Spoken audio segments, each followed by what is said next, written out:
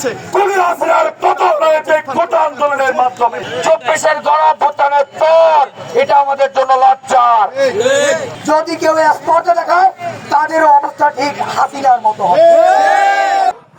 Medical ভর্তি পরীক্ষায় কোটা পদ্ধতি রাখার প্রতিবাদে ঢাকা বিশ্ববিদ্যালয়ে বিক্ষোভ মিছিল করেছেন শিক্ষার্থীরা।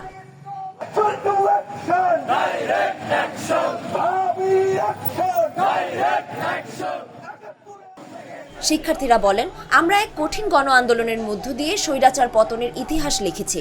মনে রাখতে হবে এই কোটা আন্দোলনের মাধ্যমেই সেই গণ আন্দোলনের শুরু। কিন্তু বর্তমান সরকারের 6 মাস হয়ে গেলেও এখনো কোটা প্রথার বিলুপ্তি দেখতে পায়নি। এখনো কেউ কোটার জোরে 41 পেয়ে চান্স পায়, আরেকজন 73 পেয়েও চান্স পায় না।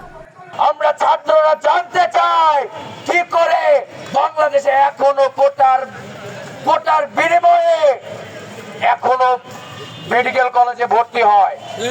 41 পেয়ে একজন কোটার বলে মেডিকেলে পড়তে পারবে, অথচ তার একজনের মেধা থাকার পরেও মেধার মাধ্যমে সে 73 পেয়েও চান্স পায় না, মেডিকেল কলেজে চান্স পায় না।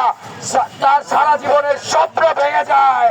সে ডাক্তার হতে চায়, সে ডাক্তার হতে পারে না, অথচ মুক্তিযোদ্ধা কোটার মাধ্যমে 41 পেয়েও সে চান্স পায় কোন রকমে পাস করে।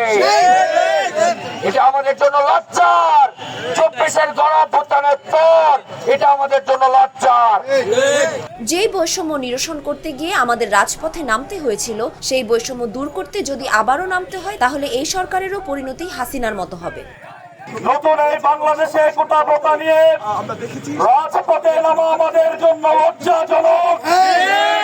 অন্তর্বর্তীকালীন সরকারের যদি লজ্জা থাকে, এই কোটা নিয়ে ছাত্ররা যে রাজপথে নেমেছে সেই লজ্জায় তাদের মরে যাওয়া উচিত। আপনারা কোটায় উপদেষ্টা হয়েছেন বলে আপনারা প্রত্যন্ত অঞ্চলের 73 পেয়েও মেডিকেলের চান্স না পাওয়া মানুষের দুর্ভোগ বুঝতে পারছেন না। ছাত্র জনতাকে কোটা দিয়ে রাজপথে নেমে আসতে বাধ্য করবেন না। আপনাদেরকে স্পষ্টভাবে হুঁশিয়ারি করে দিতে চাই, মনে করিয়ে দিতে চাই, ফ্যাসিস্ট জালিম কুলি হাসিনার পতন হয়েছে কোটা আন্দোলনের মাধ্যমে।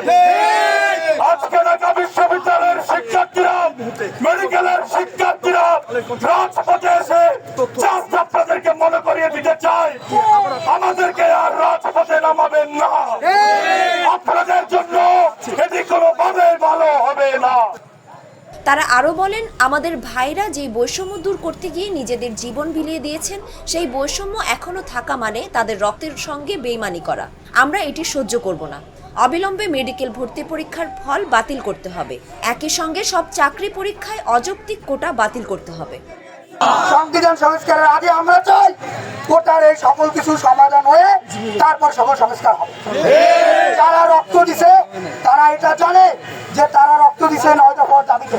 তাদের ভিতরে অন্যতম একটা দাবি ছিল যে সরকারি চাকরি সহ যত সকল চাকরি আছে, বৈষম্যমূলক যত কোটা আছে, সেই সকল কোটা বাতিল করতে হবে। তারা এখন কথা বলতে পারে না, তারা মারা গেছে। আমরা কি তাদের সাথে বেইমানি করে থাকতে পারবো? আমরা কোনোভাবে তাদের সাথে বেইমানি করতে চাই না। যদি কেউ স্পর্ধা দেখায় তাদের অবস্থা ঠিক হাসিনার মতো হবে।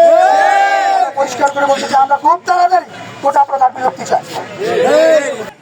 রোববার রাত 11টার দিকে হলপাড়া থেকে মিছিলটি শুরু হয়। এরপর ভিসি চত্বর ও টিএসি হয়ে শহীদ মিনারে গিয়ে সংক্ষিপ্ত সমাবেশ করেন বিক্ষোভকারীরা।